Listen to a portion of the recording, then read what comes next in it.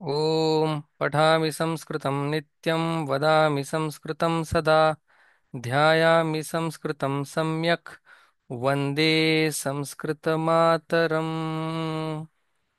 जटायु शौर्यम रामायणातील एक प्रसंग आहे हा, ज्या ठिकाणी रावण सीतेचं हरण करतो, सीतेला पळवून नेतो, तो प्रसंग आहे.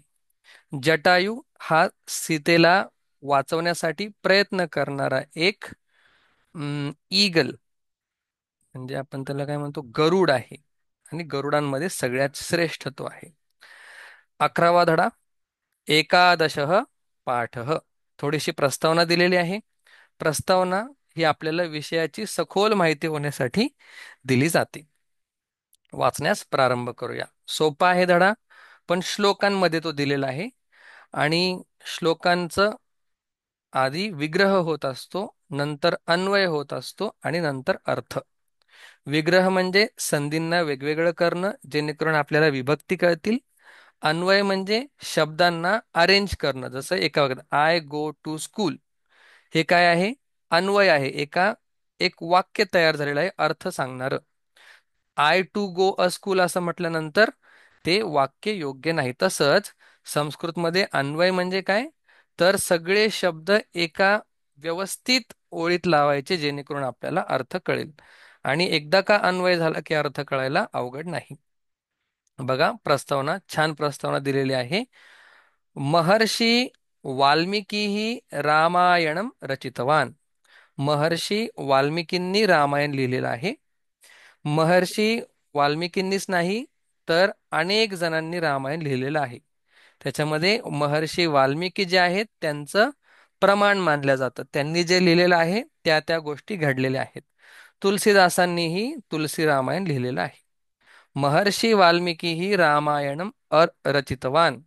महर्षी वाल्मिकींनी काय रामायण ग्रंथ रचला, लिहिला.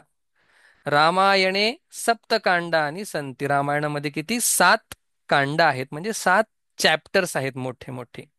मग कुठला? बालकांडम.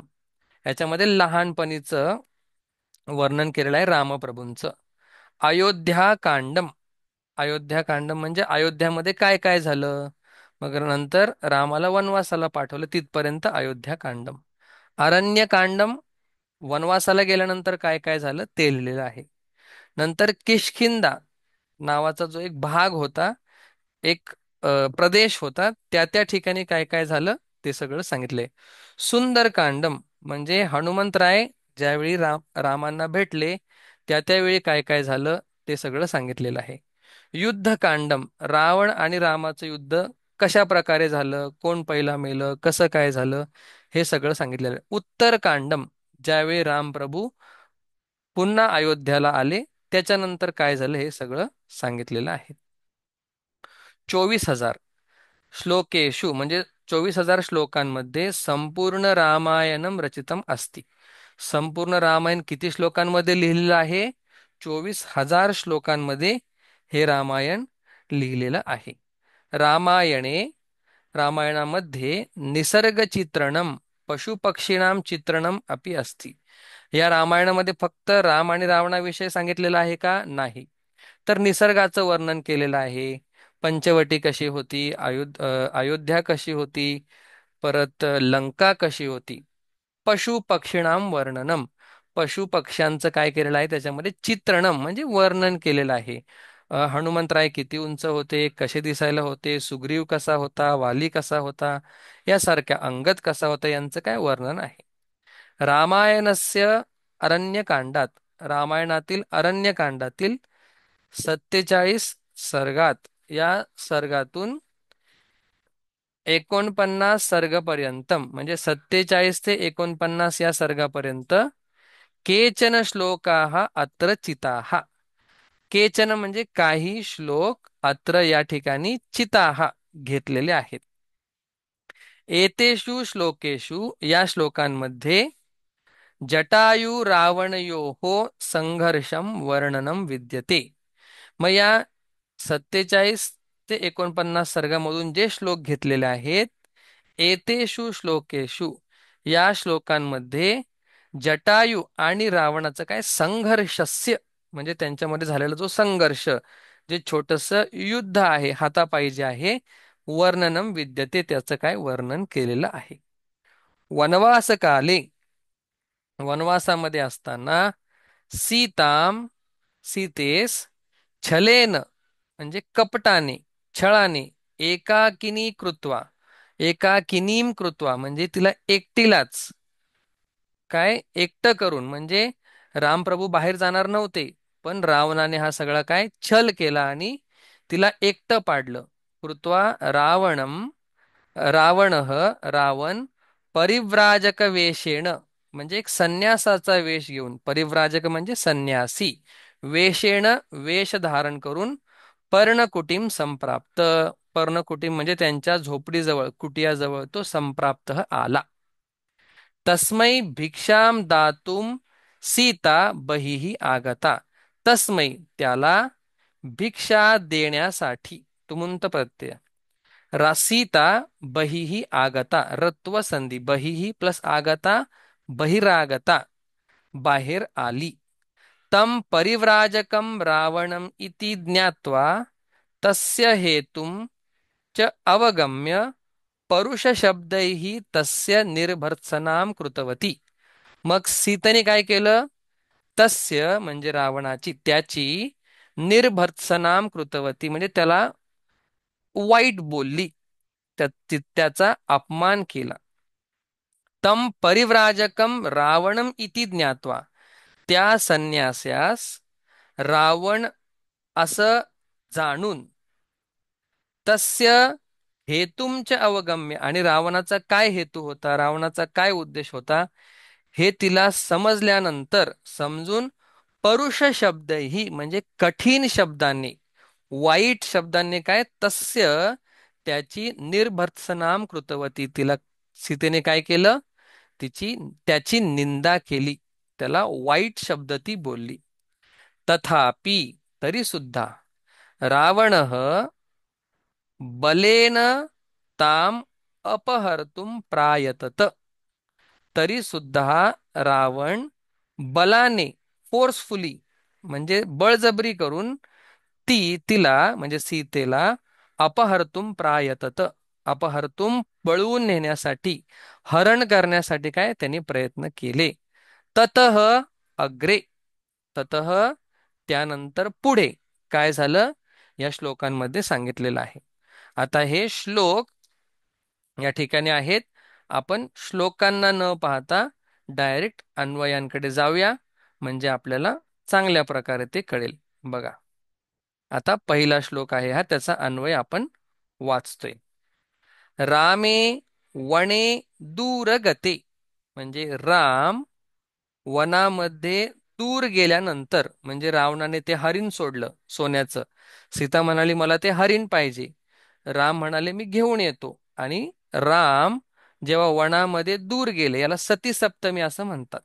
म्हणजे राम वनात गेले असता, रामे वने दूरगते, राम वनात दूर गेले असता, रावणेन गृहीता, रावणाने काय केलं, पकडलं.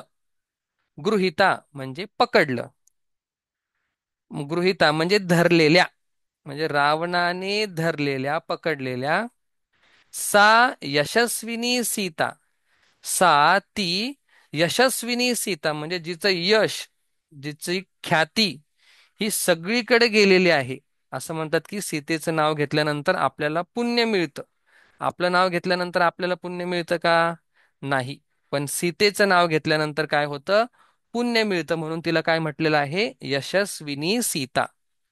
दुःखार्ता म्हणजे दुःखाने ती व्याकुळ झालेली आहे, खूप दुःखीत झालेली आहे. जर आपल्याला कोणी किडनॅप केलं, आपल्याला कसं वाटेल? त्या वाटण्याला काय म्हणतात? दुःखार्ता. दुःखार्ता, दुःखाने काय ती व्याकुळ झालेली आहे. भूतवा होऊन, म्हणजे राम दूर गेल्या असता रावणाने यशस्वी असणाऱ्या सीतेला पकडलेला आहे, आणि तेव्हा दुःखार्था दुःखी होऊन, अतिचुक्रोश म्हणजे ती काय जोरजोरात ओरडू लागली. काय? राम राम इति, राम राम असं ती ओरडू लागली, असा पहिल्या श्लोकाचा अर्थ आहे. अतिचुक्रोश म्हणजे ती ओरडू लागली जोरजोरात, आक्रोश करू लागली. पहिला श्लोक संपला. तदा तेव्हा सा म्हणजे ती ती म्हणजे सीता आयतलोचना सुदुःखिता. आयतलोचना म्हणजे जिचे डोळे एकदम दुःखी झाले होते. जिच्या डोळ्यांमध्ये काय दुःख आपल्याला दिसत होतं. आयतलोचना हे काय आहे? सीतेचं काय आहे? विशेषण आहे. आयतलोचना हा अं, त्याला दुसरा शब्द आहे. हा आयतलोचना हा म्हणजे एकदम दुःखी दुःख तिच्या डोळ्यांमध्ये दिसत होतं. आणि ती आलोचना करत होती. कशी होती ती? सुदुःखिता. अतिशय मोठं दुःख तिला झालं होतं. करुणाः वाचः विलपन्ति वनस्पतीगतं गृध्रम ददर्श. करुणाः तिच्या अंतःकरणात खूप दया होती. आता माझं कसं होणार? वाचः विलपंती आणि ती जोरजोरात ओरडत होती. आणि तेवढ्यात काय झालं? वनस्पती गतम म्हणजे वनामध्ये असलेला गृध्रम ददर्श. तिने त्या गरुडाला काय झालं? ददर्श पाहिलं. हा सुद्धा लिट लकार आहे. लिट लकार म्हणजे काय? जुन्या पास्ट टेन्सच, पण आज न झालेला. जसं आता रामायण कधी झालंय? काल झालंय का? किंवा परवा झालंय का? नाही, खूप खूप वर्षापूर्वी झालेलं आहे. पण ते कोणी पाहिलंय का? आपल्यापैकी कोणीही नाही पाहिलं. मग खूप वर्षापूर्वी झालेलं आणि कोणीही न पाहिलेलं असं जेव्हा आपल्याला पास्ट टेन्स भूतकाळ सांगायचा असेल तेव्हा आपण लिट लकार वापरतो. ददर्शतीने गृध्रम त्या गरुडाला काय झालं? पाहिलं. आणि सीता कशी आहे? अतिशय दुःखित झालेली आहे. तिचे लोचन सुद्धा काय पाण्याने भरलेले आहेत. अंतःकरणात दया आहे आणि ती काय ओरडते. विलपंती ओरडत आहे, दुःख करत आहे. हे आर्य जटायो. हे आर्य, आर्य म्हणजे सज्जना. जटायो, जटाय म्हणजे जटायू. हे जटायू अनेन पापकर्मणा राक्षस इंद्रेण म्हणजे या पापी कर्म करणाऱ्या राक्षस इंद्राने, राक्षसांचा राजा म्हणजे रावण, राक्षस इंद्रेन अनाथवत म्हणजे जसं अनाथवत म्हणजे जिचा नाथ, जिचे स्वामी जवळ नाहीये, जिचा पती जवळ नाही अशी असणारी मी अनाथवत अकरुणम अंतकरणात कुठलीही दया न घेता रियमाणम घेऊन जाणाऱ्या, हरण करणाऱ्या माम पश्य मला पहा.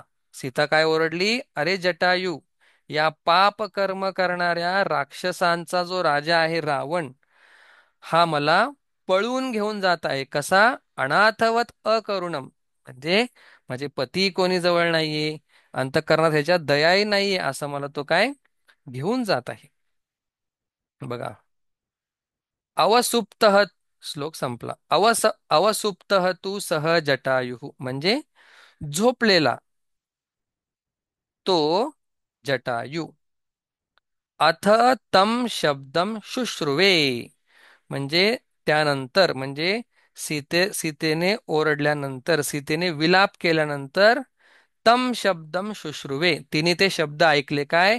अनाथवत अकरुणम ह्रियमाणम माम पश्य हे शब्द काय तिने ऐकले. आणि क्षिप्रम रावणम निरैक्षत विदेहिंच ददर्श.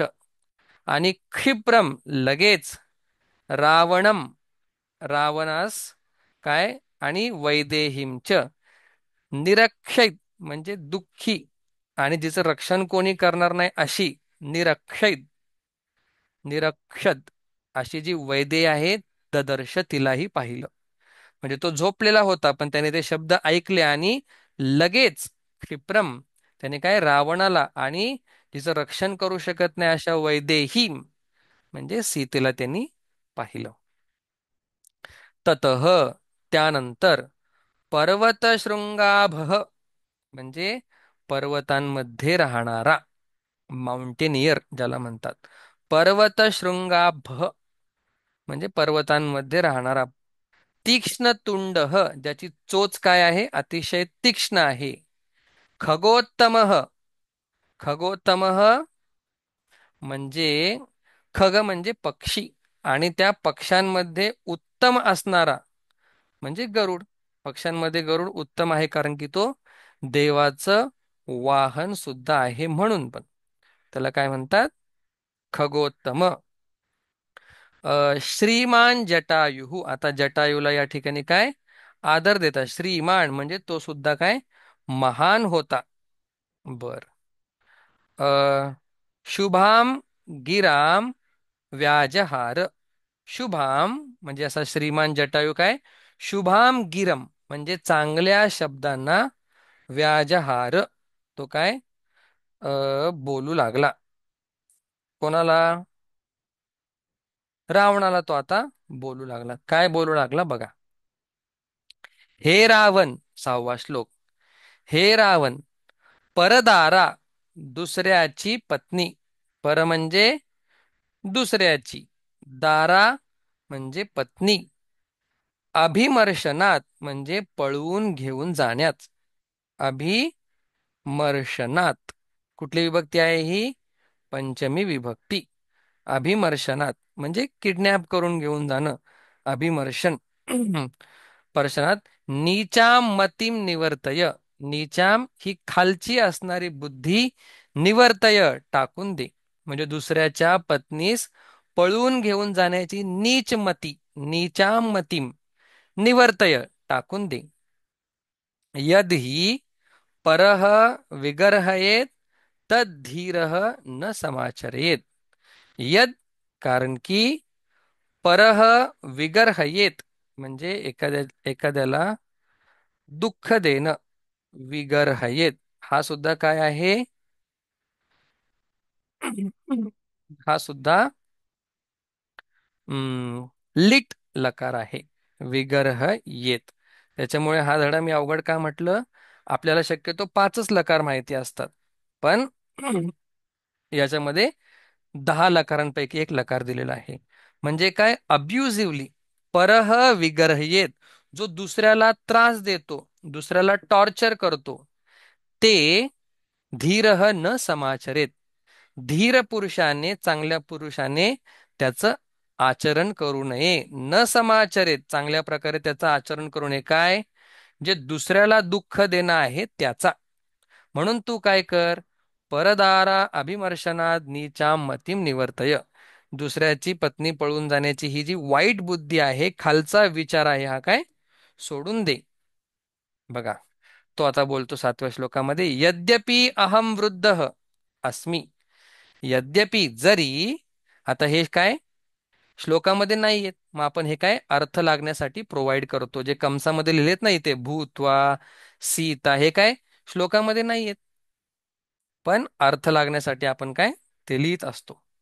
बघा, यद्यपि अहम वृद्ध अस्मि, जरी मी म्हातारा असलो, त्वम युवा, तू कसा आहेस? माझ्यापेक्षा तरुण आहेस. धन्वी म्हणजे तुझ्या हातामध्ये काय धनुष्य आहे, बाण आहे, असा तू आहेस. मी तर काय म्हातारा आहे. सरथ, ज्याच्याकडे काय रथ आहे चांगला मोठा, त्या रथातूनच तो सीतेला पळवून नेत होता.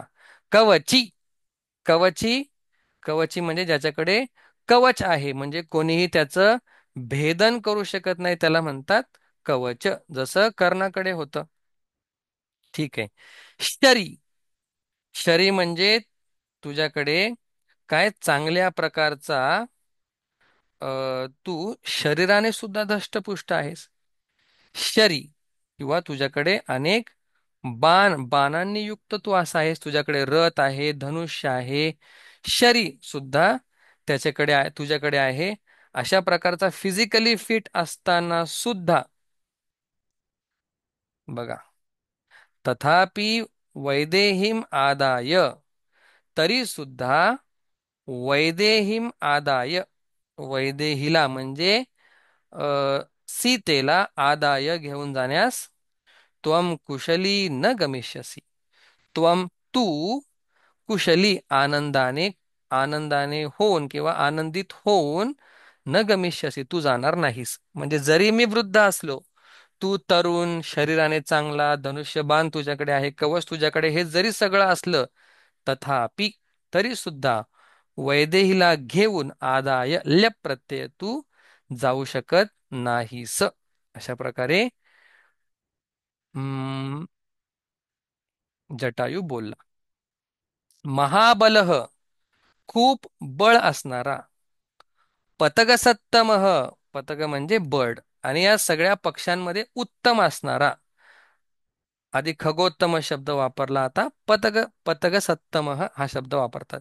जटायुः, जटायू, तू, तर, तस्य म्हणजे रावणाचं, त्याचं, तीक्ष्ण नकाभ्याम, चरणाभ्याम म्हणजे गरुडाच्या पायाला काय नख असतात, चरणाभ्याम, तीक्ष्ण नखाभ्याम, तीक्ष्ण नखांनी, पायांच्या तीक्ष्ण नखांनी, रावणस्य गात्रे म्हणजे रावणाच्या अवयवांवरती, इंद्रियांवरती, बहुधा अनेक प्रकाराने, व्रणांचकार, अनेक प्रकाराने काय त्याने घाव केले.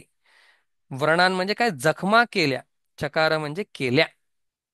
असा रावण बलवान असला तरी सुद्धा, जटायू सुद्धा म्हातारे असून सुद्धा त्यांनी काय केलं, एका स्त्रीचं रक्षण केलं. बघा, ततः, त्यानंतर, म्हणजे जेव्हा रावणावरती त्याने आक्रमण केलं, रावणाला काय रक्तबंबाळ केलं, ततः त्यानंतर, महातेजाहा म्हणजे खूप महान तेज, तप ज्यांच्यामध्ये आहे असे जटायू. पतगोत्तमः म्हणजे सगळ्या पक्ष्यांचे राजा जटायू. अस्य रावणस्य, या रावणाचे, मुक्तामणी विभूषितम सशरम चापम चरणाभ्याम बभंज, म्हणजे रावणाचे, बघा असा जो जटायू आहे त्याने काय केलं, या रावणाचं मुक्तामणी विभूषित सशरम चापम, सशर म्हणजे बाण, आणि चापम म्हणजे धनुष्य. धनुष्यबाण कसं होतं, मुक्त मणी विभूषित म्हणजे चांगल्या चांगल्या मणी त्या बाणांवरती होते, असा असणारा बाण.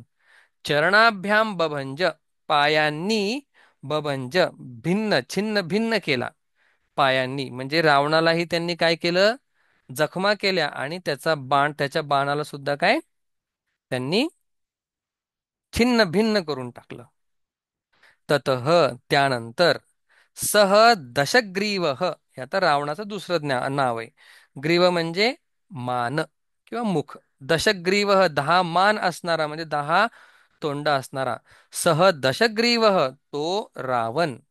क्रोधात रागाने. गृध्रराजम अपोथयत, गृध्रराजम म्हणजे पुन्हा गरुडांचा राजा असा जटायू. अपोथयत म्हणजे त्याला धरून आपटलं. पोथयत म्हणजे जसं आपण एखाद्या गोष्टी धरून असा आपटतो, बँग करणं त्याला म्हणतात जमिनीवरती, तसं त्यांनी, रावणाने काय केलं, त्यांना आपटलं. खड्गम उद्धृत्य म्हणजे, खड्गम म्हणजे तलवार, तलवार अशी उद्धृत्य बाहेर काढून वर नेऊन, पक्षौ पार्श्वौ पादौच अच्छिनत, पक्षौ म्हणजे 2 पंख, पार्श्वौ म्हणजे पाठीमागे, पादव आणि पाय, च अच्छिनत म्हणजे त्यांचं काय, तुकडे तुकडे करून टाकले रावणाने. अशी तलवार घेतली, ती उंच हवेमध्ये भिरकावली, आणि पाय, पाठ आणि 2 पंख हे काय केले, तोडून टाकले. बघा, तदा तेव्हा, रक्षसा रौद्रकर्मणा सहसा हतः छिन्न पक्षः, तर त्या राक्षसाच्या रौद्र कर्माने, भयानक कर्माने, भीती वाटणाऱ्या कर्माने, सहसा अचानक, छिन्न पक्षः ज्याचे पंख तुटलेले आहेत, हतः मेला. सह अल्पजीवितः तो, अल्पजीवित म्हणजे थोड्या वर्ष जगणारा किंवा थोडा जीव राहिलेला असणारा, गृध्रः, अल्प म्हणजे लहान, जीवित म्हणजे ज्याचं आयुष्य कमी आहे किंवा जो आता कमी जगणार आहे, असा गृध्रः, गरुड, धरण्याम निपपात, पृथ्वीवरती काय झालं, तो पडला. अशा प्रकारे हा प्रसंग आहे. नेताना जटायू का, सीता काय म्हणाली, मग जटायू काय म्हणाला, मग रावणाला त्यांनी कसं दुःखित केलं, आणि रावणाने त्याला कसं मारलं, अशा प्रकारचा हा एक संदर्भ या ठिकाणी दिलेला आहे. हे सगळे काय आहेत? लिट रूपाणी. ठीक आहे. हे सगळे लिट रूप आहेत म्हणजे पास्ट टेन्सच पण आज न झालेला. बघा आता या ठिकाणी तुम्हाला शब्द लिहायचे म्हणून मी काय म्हटलंय, शब्द चांगले पाठ पाहिजे. द्वितीय विभक्ती लिहायची. मग आपल्याला रामची द्वितीय माहिती आहे, रामम. मग गृध्रची द्वितीय काय होणार आहे? गृध्रम. गृध्रम, गृध्रव, राम, रामान. या ठिकाणी काय होणार आहे? गृध्रान.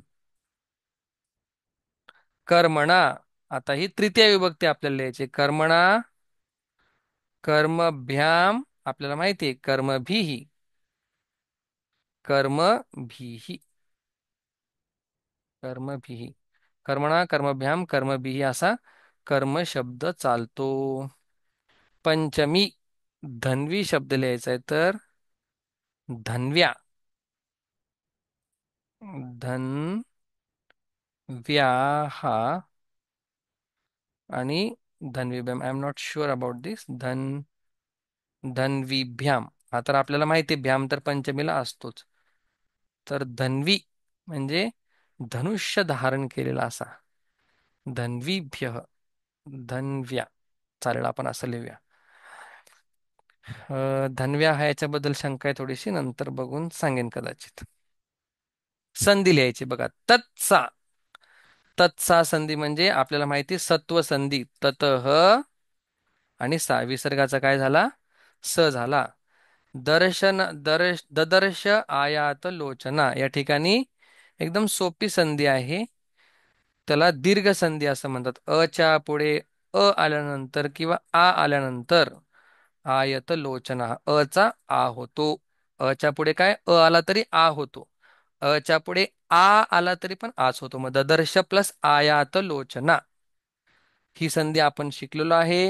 वृद्ध प्लस अहम. उत्व वन. वृद्ध प्लस अहम संधी आपण शिकलेलो आहे. तथा प्यादाय. आता या ठिकाणी दोन संधी आहेत. तथा अपि प्लस आदाय. संधींचे नाव सांगतो. तथा प्लस अपि वृद्धी संधी. आच्या पुढे अ आला म्हणून झाला तथा. आणि नंतर अपि आणि आदाय याच्यामध्ये झाले यण संधी. ईच्या जागी काय झालाय? इय झालाय. तथाप्यादाय अशा प्रकारे ह्या संध्या आहेत. माध्यम भाषया उत्तरम लिखत. काय उत्तर लिहायचं तुम्हाला आता प्रश्न कळाला पाहिजे. जटायू रावणयोः संघर्षस्य वर्णनम कुरुत. आता धडा समजला असेल, काय अवघड आहे का? काही नाही. सीतेला पर्णकुटीतून पळवून नेलं वेश संन्यासाचा घेऊन.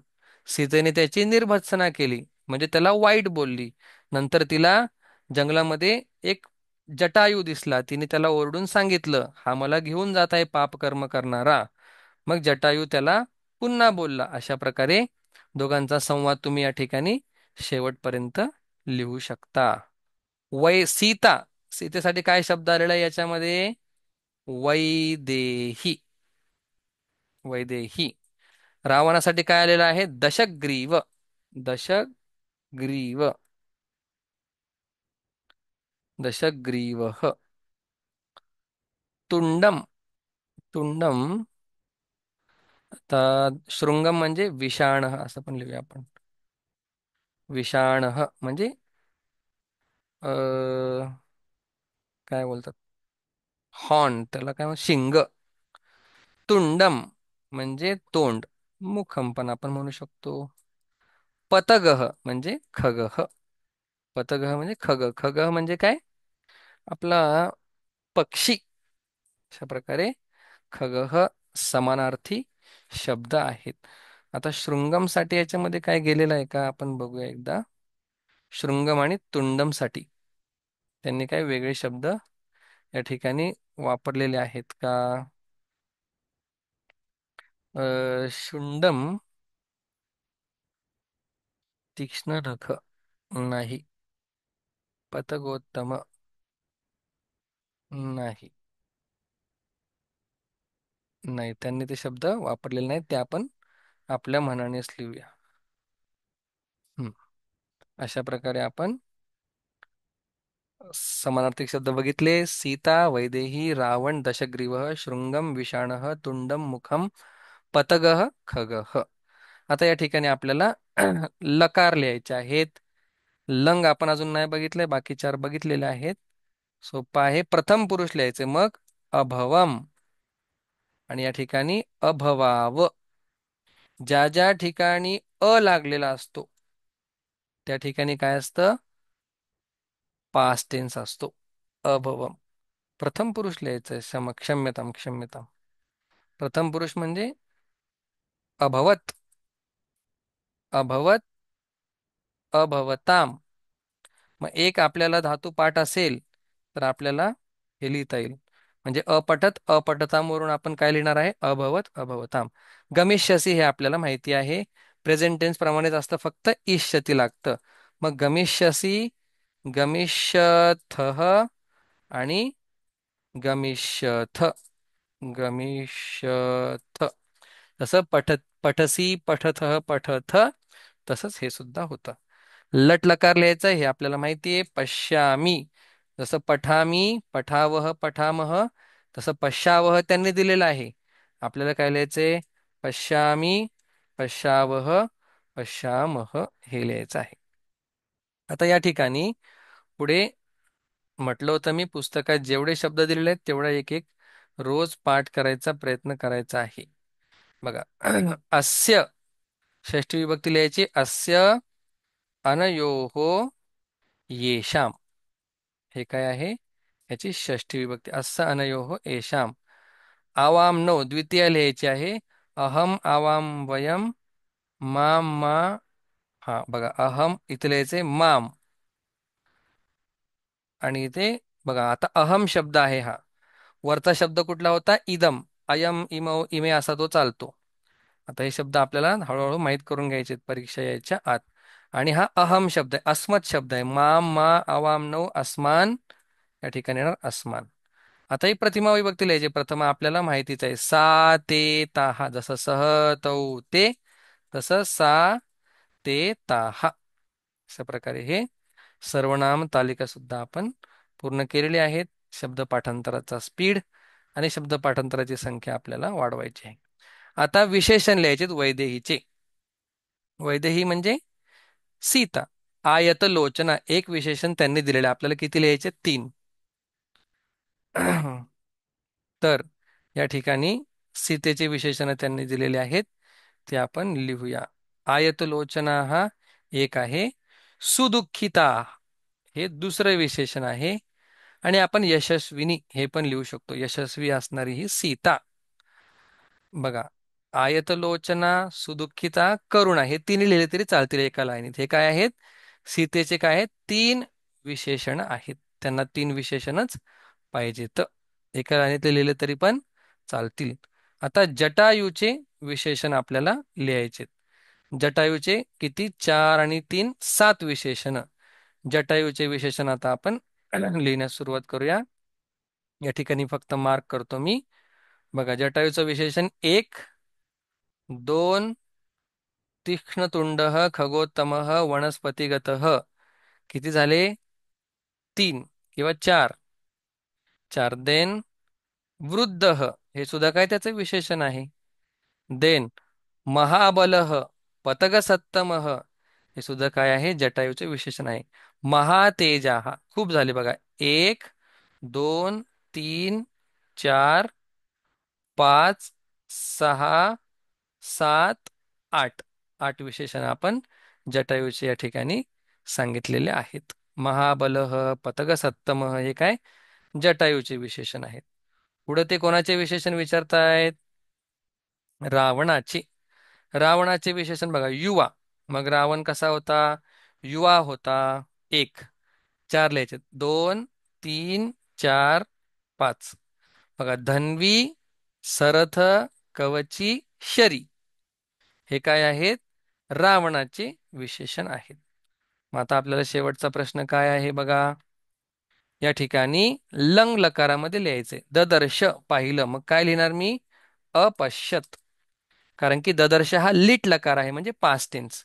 मग पास्ट टेन्सच आपल्याला दुसऱ्या पास्ट टेन्स मध्ये, म्हणजे एक पास्ट टेन्स असतो तो आजचा पास्ट टेन्स आणि दुसरा असतो तो खूप खूप पूर्वीचा पास्ट टेन्स. मग ददर्श म्हणजे लीट लकार, त्याचं पास्ट टेन्स काय?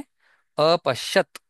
बघा आता हे सुद्धा, जटायु रावणस्य गात्रे व्रणांचकार. मग अकरोत, चकार म्हणजे काय? केले. हे सुद्धा आपल्याला लंग लकारामध्ये लिहायचं आहे. बघा अ, या ठिकाणी आपल्याला हा प्रश्न जरा मला समजत नाही अजून. पूर्वकालवाचकम म्हणजे आधीचे काळ सांगणारा जो शब्द आहे, म्हणजे या ठिकाणी उद्धृत्य. अव्ययम निष्कासयत, ह्याला आपल्याला बाजूला काढायचंय.